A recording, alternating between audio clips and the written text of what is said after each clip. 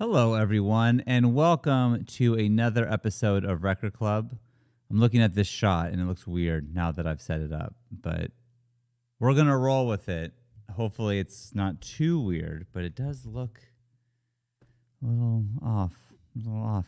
But welcome to Record Club. Man, this has been such a crazy time for all of us at Mega64. We are in the midst of Anime Expo, then the tour, then Comic-Con, and so it's just been nonstop going for us. And so this might be a little bit of a shorter episode, and then we're going to do something different for next week. Hopefully you guys dig it, but we'll see. We'll play it by ear. So let's get into this week's album, Stevie Wonder, Music of My Mind. I feel like Stevie Wonder is one of those artists that everyone likes. I don't feel like there's any dislike for Stevie Wonder. Everyone I told I was doing this week, I think I've listened to a full Stevie Wonder album until this one. But I've obviously heard some of his classic hits. I've heard Stevie Wonder my whole life. I just never listened to his albums. I was interested to hear an actual Stevie Wonder album. Apparently, this album, Music of My Mind, this is his 14th album. This one. Didn't realize that he was found as like a 12-year-old and was called Little Stevie Wonder when he was with Motown. Didn't realize that. Also, I didn't realize that he wasn't born blind. Obviously, I knew that he was blind. I just thought he was always blind. Apparently, when he was born premature, and they put him in like an incubator, and they had the oxygen up too high in his incubator, and they think that blinded him as a baby. So, he was blind essentially his whole life, but there was a point in time where he didn't have to be blind, which is, can you imagine? Like, what a fuck up. That's terrible.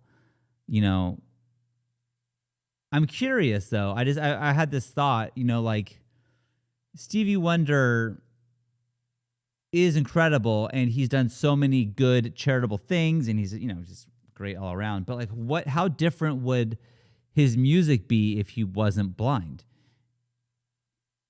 What would change? If he's so talented blind, what could he do I don't know. It's interesting to me.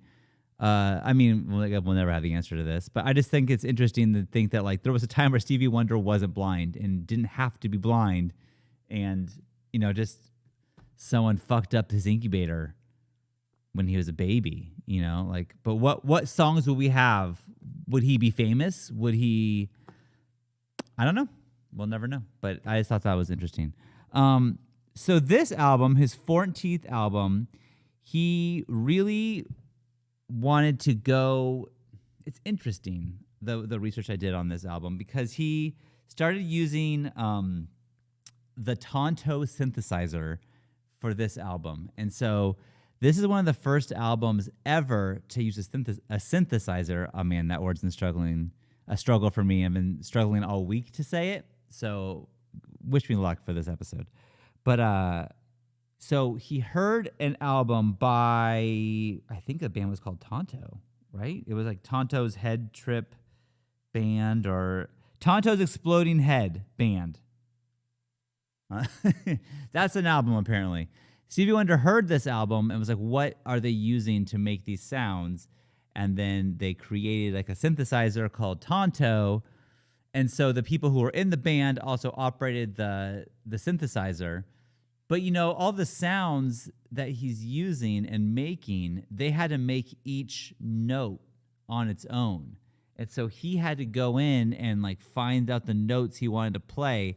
Now there's presets in synthesizers and there's all these it's already built into it. But it wasn't then. It was just a box that can make sounds. And so a lot of the time when he's recording this album, they are manually changing the synthesizer with him to make it so the bass in the beginning is going to sound different than the bass at the end, which I thought was really crazy. That's this album was pretty revolutionary at the time because he's using all these vocal effects. And he's using all these synthesizer things that like no one was really doing before, especially not like a major artist. So like, I no offense to Tonto's Head Exploding Band, I never heard of them, So for like a major artist like Stevie Wonder to use this for his 14th album is pretty impressive. Also, I thought it was interesting that Stevie Wonder released this album March 3rd, 1972, but he released another album, which I think maybe is his biggest album or one of his bigger albums, and that one, the Book of, I'm going to look it up. Forgive me. The thing on the back just changed because I looked it up. Damn it. Stevie Wonder, what was the book called? I should have, Talking Book. His album Talking Book came out, and that came out in November of 1972. So I think he went in with these two band members from Tonto who created the synthesizer and made like 17 songs. And I think they did this over like Memorial Day weekend or some holiday weekend because no one was there and they could just use the studio whenever they wanted. So, but that one has like Superstition on it and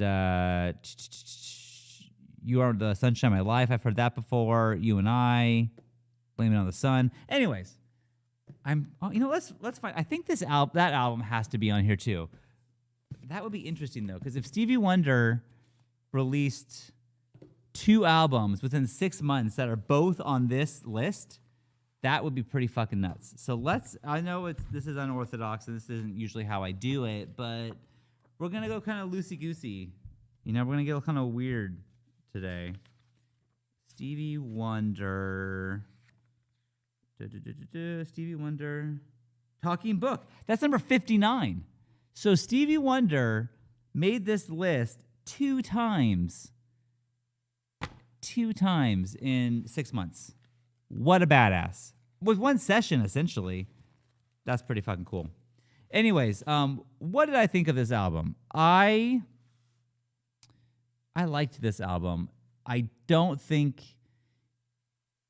his favorite songs of mine aren't on this album, but I do think it's a good album. It's a little long, a little repetitive, but again, I think he's just learning how to use these instruments. Let's go really quick, and we'll go through the songs. Love Having You Around, I thought that was a good song, but again, 7 minutes long. A lot of these I have found, these like R&B and soul albums I'm learning through doing Record Club, is that they're a little bit longer. The songs are a little longer, and so maybe that's just the style, And who am I to say that that's not good? I just felt like they kept repeating the same words a lot, so I was like, I got it. But again, I think overall the music is. I think the music throughout this whole entire album is great. I really found it cool, and it's interesting. It sounds just like an album I've heard before, but I think it really at the time it only sounds that way because he invented it for this album. And so all these sounds that sound similar, like that note I've heard before or whatever, or this has been sampled before. He just created all this, and I think it's cool. Music on my mind is like this is what's in his head, and he's just making it. So yeah, I think that's pretty neat. Superwoman, that's a good song. I honestly I could go through all this. I think my favorite song of the whole album. What was the one I didn't like? There was one that's kind of Girl Blue, I think. That was just a little. I didn't care for that one. That one wasn't for me. But the last track, Evil, I thought was good. Keep on Running is a good song, but again, the girls at the end like keep on running, do do do, and that goes on forever. That's they do that a lot.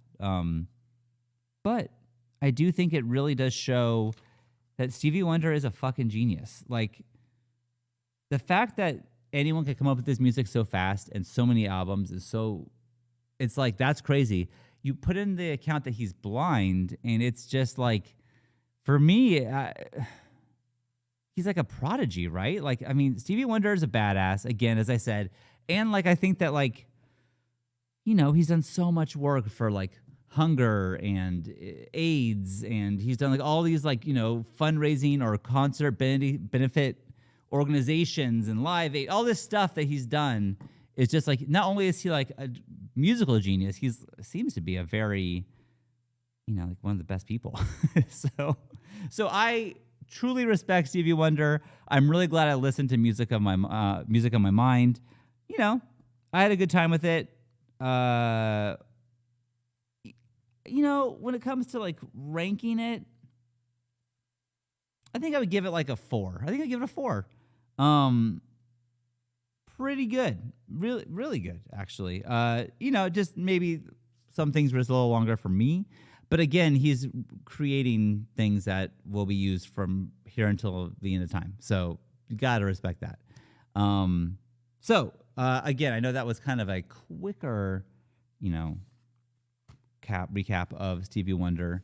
I do want to say, now that I'm getting to the song, Angel from Montgomery, how much I enjoyed having Claudia on last week. And it's funny, Claudia, as I said before, was a family friend we've known forever, but I hadn't seen her. I don't even know the last time I saw Claudia. You know, it was COVID, and it may have been like one of my siblings' weddings, or I don't know. It's been a very long time since I saw Claudia. Haven't talked to her in so long, and I just, you know, shot her a text, and then she was here within, you know, a day. We're happy to do it. So I just really appreciated her being on. I had a great time talking with her, and she knew so much, you know, obviously, like, what do I know about John Coltrane? And like, I thought she fucking killed it. So I'm glad that she was on. I truly love doing this podcast. I wasn't sure how I would feel about doing it. But I've really learned a lot. And now I'm like, you know, I'm recording podcasts with my wife and my daughter and, you know, Claudia and, you know, Garrett. And then I'm sure Rocco's dad one day or whatever. You know, I just am really finding a lot of joy in doing this. So hope you enjoy watching it too. Again, I'm sorry it's a little bit of a shorter episode. But as of when you're watching this, when this goes up, I'm currently on a plane to Minnesota to do our first show. Our first show is the day we fly in, so I think we leave at like the crack of dawn, like very early. So, yeah, it's going to be a little bit of a wild time. So, but back to Claudia. You know, when I picked the song, where did I just put that piece of paper? Oh, geez. Why am I this way? Oh, okay. So I had never in my life heard of John Prine until I said it here on the show. I didn't know who that was. And to see how affected Claudia was when I picked John Prine, or she picked it, actually, John Prine. I don't think John Prine is on here in any other instance. Not on the albums, no other songs. This could be the only John Prine on here. And John Prine meant so much to Claudia, and she happened to pick the number with his song. Like, I don't know. That was, I don't know. It's like, what does that mean? Is it a sign? Is it fate? Is it just a coincidence? I just thought it was like, what are the odds that, like, I had no idea. And like, she was like, after we were done recording, she was like blown away. And she was like, John Prine meant so much to me and my brother. And like, we saw him all the time. It's just a beautiful thing that, like, I'm just so happy that I got a little, because before I've been like, I don't know who the fuck this is. But now I have a little bit of backstory because Claudia happened to be here and picked that number. So pretty cool. Anyways, what did I think about my first John Prine song, Angel from Montgomery? I liked it. I like the folkiness of it. I like the fact that he wrote this song as if he was a middle-aged woman. His thought was, I'm going to write a song about a middle-aged woman who is standing by the dishwasher, and she just wants an angel to get her out of her life. She doesn't want to be with her husband anymore. She doesn't want to be... she feels trapped, and she needs to escape. And this is the song I'm writing about for her. And I just thought it was a cool song. I liked it a lot. It's been covered a couple times. I listened to the covers by Bonnie Raitt. That was good. But yeah, I never heard of John Prine. Am I crazy? I don't know who that is, but I'm really happy that Claudia happened to be here when we picked John Prine. So overall, I'm going to give that song 3.5 shakers. Or pieces of vinyl. Shakers is a movie club. Pieces of vinyl. So yeah, I really enjoyed it. Okay. Now let's get into why did our friends at Rolling Stone pick Music of My Mind? After his own, this fucking book. It has words like they think I'm smart. I'm not smart. After recording his onerous onerous onerous contract. After his onerous contract, forgive me. This is embarrassing, but I don't fucking know that word. With Motown had expired, a newly empowered Stevie Wonder flexed his artistic control on Music of My Mind, making a relaxed, love-smitten warm-up for blockbusters to come, like Intervisions and Songs in the Key of Life, playing nearly every funky note on classics such as Love Having You Around and Superwoman, Where Were You When I Needed You. Elsewhere, Wonder jammed on clavinet during the Tight Boogie, Keep On Running, and Evil. An open-hearted intimacy with political overtones. Oh, yeah, that's right. It was very political. It's interesting because I think a lot of the songs were political, but the lyrics still speak true today, pretty much. And so, it's kind of timeless, which is a bummer because it feels like things are kind of just back to where they were back in 1972, which kind of sucks. It really sucks. So, that just says something, though. I just think that it's like a timeless album, and the lyrics of this kind of appear to be, this is how it's going to be. I hope he's wrong. I hope eventually it changes, but these songs could be written today and it would still make sense. So that's pretty interesting. Anyways, okay, that is Music on My Mind by Stevie Wonder and Angel from Montgomery by John Prine. Okay, this is what we're going to do. And again, a shorter, apologize. This is what we're going to do in lieu of doing a new record because I will be out of town. I'm going to pick a record, an album that I've been listening to recently that maybe isn't the biggest. I don't know that much about music as we are learning, but I found a couple, records recently that I've been listening to and liking. So I'm gonna talk about one of them that's not on the list, but I'm hoping people maybe haven't heard before, and then we can talk about that next week. So I can record that right after I'm done recording this one. I'm just gonna record that one, have it upload for the next week, and then pick a song from the bag after that one. Does that make sense? I think it makes sense. So I am picking an album that I don't know how I came across this artist. It's recent. Like I just kind of found her not that long ago. I think I put on like a playlist and it was like I really like Danger Mouse. And it was like, if you like Danger Mouse, I think maybe like they suggested her to me. So we're going to listen to Alexandria Savior, Alexandra Savior, and the album is Belladonna of Sadness. She has 2 albums. This came out in 2017, so it's new. And I have listened to this album a lot in the past year, both albums, but this one in particular I really enjoy. So I want to see what I'm curious. I don't think anyone at work has listened to this. No one's listened to this album. So I'm curious what you think of the album. So we'll get into that next week. And the song is going to be, I'm just going to pick one, by the band Mini Mansions. And it's called Bad Things, I think in parentheses, That Make You Feel Good.